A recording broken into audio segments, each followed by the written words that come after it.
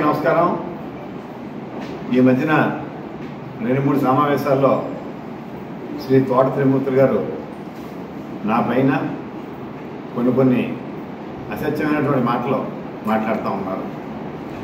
అందులో మొదటిది మండపేట ఫిషర్మెన్ మత్స్యకారుల సమావేశంలో కరోనా సమయంలో ఏం చేశాడు అది మళ్ళా రెండోసారి మూడోసారి ఇంకా అంతకుముందు ఒకసారి అడిగాడు. దానికి నేను క్లియర్గా సమాధానం చెప్పాం. బాబు నీకు కూడా తిరిగే కామంత పాపరాడిని అడుగు, అడిగితే ఆయన చెప్తాడు.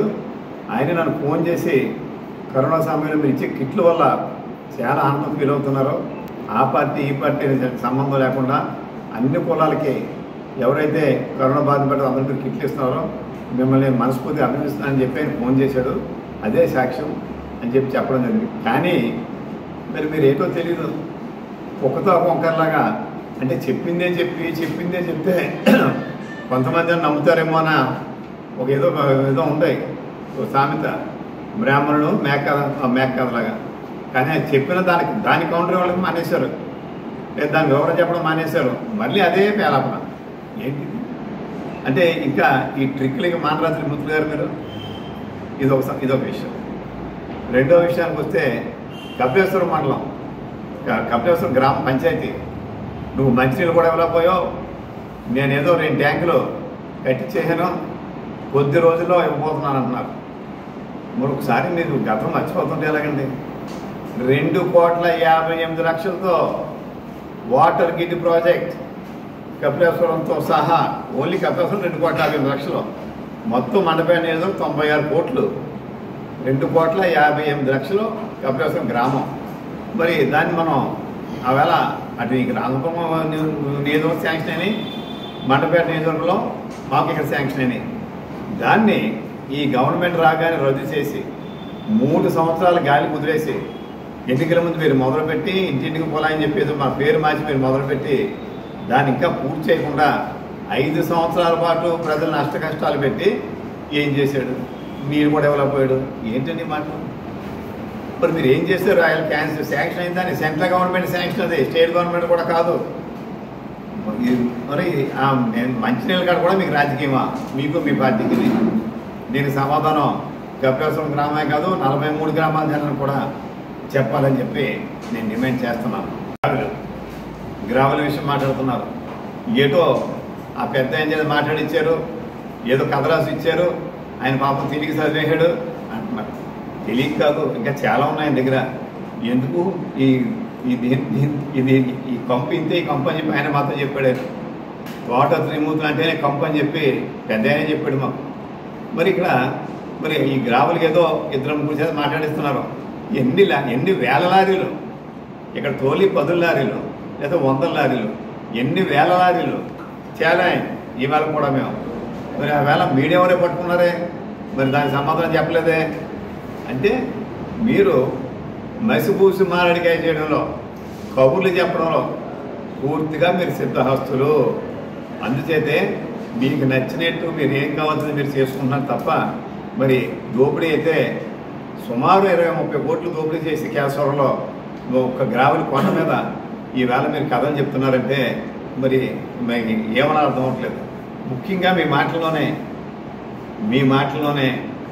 మీ యొక్క ఆందోళన, మీరు భయపడుతున్నారని చెప్పి అందరికీ అర్థమవుతూ ఉంది. ఎందుచేతనంటే మా పెద్దలను చూసి మీరు భయపడుతున్నారు. ఈవేళ మేము ఇక్కడ కులాన్ని నేను మాట్లాడుతున్నానంటే ఏంటి? కుల రాజకీయాలు చేసి మీరు కుల రాజకీయాలు చేసి నేను చేస్తున్నానంటారు. నాకు 2 అమ్మాయిలు, మా తమ్ముడికి ఒక అమ్మాయి అబ్బాయి, నలుగురు. ఆ నలుగురు యొక్క జంటలో 8 కూడా ప్రతి ఎలక్షన్లో 2009, 2014, 2019, 2024 డోర్ టు డోర్ క్యాన్వాస్ కూడా తిరుగుతూ ఉంటారు. ఇప్పుడు చేస్తున్నారు, ఇది కొత్త కాదు ఇది. కానీ ఈవేళ మీరు మా పెద్దలను చూసి మీరు ఎందుకు భయపడుతున్నారో నాకు అర్థం అవ్వట్లేదు. బహుశా ఆయన తండ్రి గారు జ్ఞాపకం వస్తున్నారేమో. పెద్ద అప్పుడు డిఎస్పీ పట్టపు శివరామకృష్ణ గారు జ్ఞాపకం వస్తారని మేము చూస్తుంటే పట్టపు శివరామకృష్ణ ఈయన చూసి అందుకు భయపడుతున్నారేమో అనుకుంటా ఉన్నాను. ఆయన తండ్రి అంటే మీకు ఎంత భయమో నాకు పూర్తిగా తెలుసు, మీకు కూడా తెలుసు. ఇంకో విషయం చెప్తున్నారు మీరు, ఏదో రకరకాలుగా మాట్లాడుతూ ఆయన మీ లీలాకృష్ణ గారు, మరి మీ చెన్నల్లుడు గారు ఏదో తోచేసారు సంపేహారని మాట్లాడుతున్నారు. రాజకీయాల్లో మాట అనుకోవడం ఖాయం. దాన్ని మీరు రెచ్చగొట్టడానికే మీ ఇష్టం వచ్చిన పరిభాష మీరు మాట్లాడుతూ ఉన్నారు. మీరు ఒక రాజకీయ వ్యభిచారి. ఏం చేతనంటే ద్రాక్షారామ సెంటర్లో ఆవేళ బోసారికి సంబంధించినటువంటి ఒక లిక్కర్ షాపు, మీ పార్టీ కార్యాలయం, రాళ్లు తీసుకున్న విషయం ద్రాక్షారామ సెంటర్లో ఎవరైనా చెప్తారు. మరి నేనే ప్రత్యక్షని జిల్లా పరిషత్ మీటింగ్లో శ్రీ పిల్లి సుభాష్ చంద్రబోస్ గారికి మీకు మధ్య నేను కూర్చుని ఉంటే ఆవేళ వయస్సును కూడా మీరు గమనించకుండా, పెద్ద ఆయనను కూడా చూడకుండా అసభ్య పదజాలం మాట్లాడి ఆయన మీదకి వెళ్తూ ఉంటే అది మరి నేను తర్వాత స్టేజ్ మీద వచ్చి రాజప్ప గారు అడ్డుకున్న విషయం అప్పుడు మీరు మర్చిపోయి ఉంటారు. అంటే మీకు కావాల్సినప్పుడైతే మీరు బోస్ గారిని అవకాశవాదిగా, అంటే మీ అవసరం కోసం ఆయన మీరు వాడుకుంటున్నారు. మరి మీరు బోస్ గారితో మీరు ఎలా కలిసి మరి మీరు తిరుగుతారు, సమాధానం చెప్పాలి. వాళ్ళు విసురుకున్నారు, ఒకరి మీద ఒకరు కలపడిపోయారు, ఇన్ని చేసి ఈవేళ బోస్ గారితో మరి ఎందుకు తిరుగుతున్నారు, సమాధానం చెప్పాలి. మరి ఇక్కడ ఏదో చెప్తున్నారు, నారా చంద్రబాబు నాయుడు చౌదరి అని చెప్పి ఒకటి చూపించారు. మరి ఈయనే చౌదరి మధ్యలో ఉన్న మన జనసేన అధ్యక్షులు అసలు ఏమాత్రం కనీస సంగీత జ్ఞానం లేదా? నారా చంద్రబాబు నాయుడు గారు తెలుగుదేశం పార్టీ అధ్యక్షులు, లీలాకృష్ణ గారు మండపేట నియోజకవర్గం జనసేన ఇన్ఛార్జి, నేను మండపేట నియోజకవర్గం తెలుగుదేశం ఇన్ఛార్జిని, తెలుగుదేశం అభ్యర్థిని, ఎన్డీఏ అభ్యర్థిని. మరి దీన్ని పట్టుకుని మరి ఆ ముగ్గురు కలిశారు, అందులో వాళ్ళ కుల రాజకీయాలు చేసుకోవచ్చు, నేను చేయకూడదు అంటే మీ మాటలను వచ్చేస్తున్న మీ యొక్క డోలతనం. మీరు భయపడుతున్నారో, మీరు ఇక్కడ మీకు ఏ సినిమా లేదు. నిజంగా మీకు సినిమా ఉంటే, నిజంగా మీరు నెగ్గుతారనే మీకు ఒక నమ్మకం ఉంటే ఎమ్మెల్సీ పదవికి రాజీనామా చేయండి. అప్పుడు మీ అనుచరులు నమ్ముతారు మిమ్మల్ని. ఓహో మా ఓడి కూడా కాన్ఫిడెంట్గా ఉన్నాడు అందుకే రాజీనామా చేశాడని. మీరు ఓడిపోతున్నారన్న విషయం మీ సర్వే ద్వారా మీకు తెలిసింది. మీకు తెలిసి కాబట్టే ఏదో ఏం మాట్లాడుతున్నారో తెలియకుండా, ఉత్సవం నీచం తెలియకుండా నోటికి వచ్చినట్టు మాట్లాడుతున్నారు. మా సినిమా అయిపోయిందని మీకు నమ్మకం ఉంది కాబట్టి, మీరు ఎమ్మెల్సీ పదవినే ఎలాగ మీరు ఎమ్మెల్యే నెగ్గుతామని చెప్తున్నారుగా, మరి ఇంకెందుకు ఎమ్మెల్సీ పదవి? రాజీనామా చేయండి. ఖచ్చితంగా మీ అనుమానులు మాత్రం ఓహో మా ఓడికి కూడా ధీమా ఉంది అని చెప్పి వాళ్ళు కూడా మిమ్మల్ని నమ్ముతారు. అంతే తప్ప మరి ఏదో కథ చెప్పి ఏదో చేస్తూ ఉంటాం కూడా కరెక్ట్ కాదని చెప్పి ఈ సందర్భంగా తెలియజేస్తూ సరే.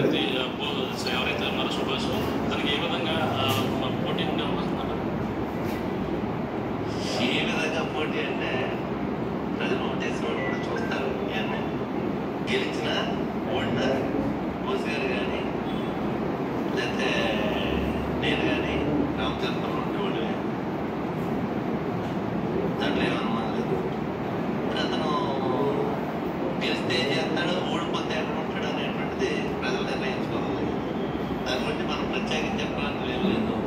విజ్ఞప్తి కలిగినటువంటి ప్రజలు రామచంద్రపురం నియోజకవర్గంలో ఏం చెయ్యాలి, ఎవరు ఓటు వేయాలి, ఎందుకు ఓటు వేయాలి అనేటువంటిది తెలియనటువంటి అమాయకులు మాత్రం కాదు. తప్పనిసరిగా ఎవరు ఓటు వేయాలి అనేటువంటిది చేసే మంచి నిర్ణయం చేస్తారనేటువంటి నా అభిప్రాయం. సార్ దీని అర్థం ఏంటండయ్యా అంటే రామచంద్రపురం అభ్యర్థి ఆయన స్థానికుడు కాదు, ఆయన ఉండడం. కానీ నేను స్థానికుడిని, తను తిరుమూర్తి గారు బోస్ గారు స్థానికులు. నెగ్గినా ఓడినా రామపురంలో ఉంటాం అంటే మండపేట ఉన్నాడే. మరి మొన్న మాట్లాడిన మాటలే సుభాష్ గారు మన ఎవరో మన పిల్లి సుభాష్ చంద్రబోస్ గారు అబ్బాయి నామినేషన్ వేసినాడు మాటలు అంటే 10 రోజులు కూడా పూర్తవలేదు. అంటే మీ యొక్క నైజం, మీ మనసులో ఉన్న మాట బయటకు వచ్చింది. నేను రామపురంలోనే ఉంటాను, కానీ ఇక్కడేం చెప్తున్నావు నా అడ్డా మండపేట. మరి ఏంటి మీరు అడ్డా మండపేట అయితే రామపురం ఉండబెట్టి దీనికి సమాధానం ఏం చెప్తారండి? తోట త్రిమూర్తులు గారు దీనికి సమాధానం ఏం చెప్తారు అంటే, మీకు కావాలితేనేమో ఇలా మాట్లాడతారా? రామపురం తిరిగి వచ్చేటప్పటికేమో నేను రామపురంలోనే కాపురం ఉంటాను, నేను రామపురంలో నెగ్గినా ఉన్నా రామపురంలో ఉంటానని మీరు చెప్తారా సమాధానం? అంటే ఇంకా మీ నారిక ఇన్ని నారికలు మీ అని మీకు ఎన్ని నాలుకలు ఉన్నాయి? దీనికి కూడా సమాధానం చెప్పి తీరాలి. అంటే మీరు ఇక్కడి నుంచి అయినా మీరు ఓడిపోతున్నారన్న విషయం మీకు మాకు ముందే అర్థమవుతుంది. మెన్నుపాటు మేము ప్రచారంలోకి వెళ్తూ ఉంటే మీరు ఆ యొక్క అటు అడ్డంగా పెట్టించి మరి ఎదురుకుండా పంచాయతీ వాళ్ళు వచ్చి కూడా కేకలేశారు. మా త్రిమూర్తి గారు ఉంచమన్నారంటే అంటున్నారు డ్రైవరు. ఏంటిది అంటే ప్రశాంతమైనటువంటి మండపేట నియోజకవర్గంలో ఎప్పుడైనా ఈ ప్రచారంలో కానీ మామూలు కానీ గొడవలు ఉన్నాయా? ఒక రౌడీగా మీరు వచ్చిన తర్వాతనే ప్రశాంతమైనటువంటి మండపేట నియోజకవర్గాన్ని రౌడీ రాజ్యం చేయాలని చెప్పి నువ్వు చూస్తున్నావు. నీ ఆటరిక సాగో, నీ తోక కత్తిరిస్తున్నావు. ఖచ్చితంగా రేపు 13తో నీ సినిమా అయిపోయింది. నీ సినిమా అవ్వలేదని నువ్వు అనుకుంటే మాత్రం రాజీనామా చేసి మాట్లాడమని చెప్పి నేను డిమాండ్ చేస్తున్నాను.